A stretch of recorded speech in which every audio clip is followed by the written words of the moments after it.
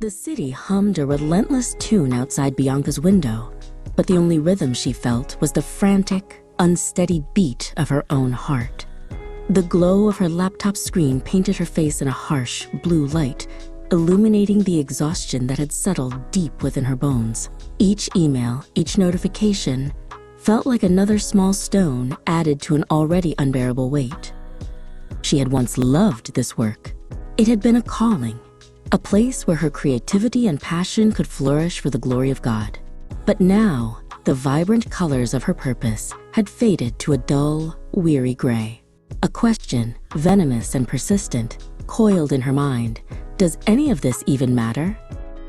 The feeling was a thief, stealing the joy from her labor and leaving behind an aching emptiness. She pushed back from her desk, the chair rolling silently on the hardwood floor.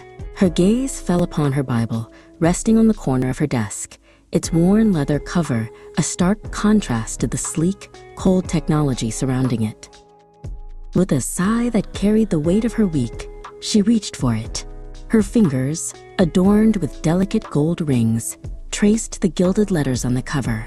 She didn't know what she was looking for, only that she was desperate for an anchor in this swirling sea of burnout. Her Bible fell open to a bookmarked page in Corinthians. Her eyes scanned the page, landing on a verse that seemed to lift itself from the paper, written just for her heart in that very moment. Therefore, my dear brothers and sisters, stand firm. Let nothing move you. Stand firm.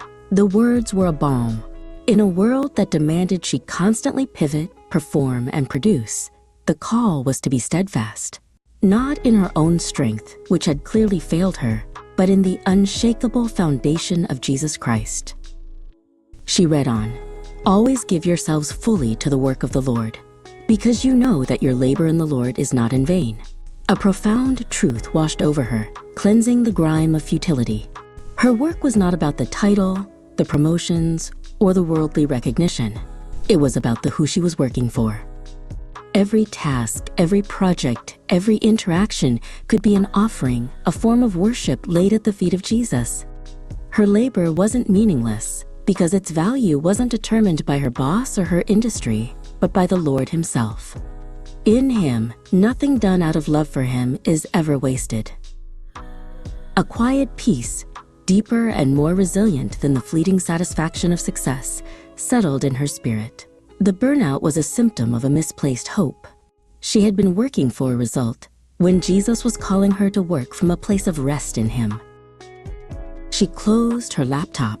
The work could wait, for now she would stand firm, immovable in the truth that her true identity was not in her productivity, but in her position as a beloved child of God.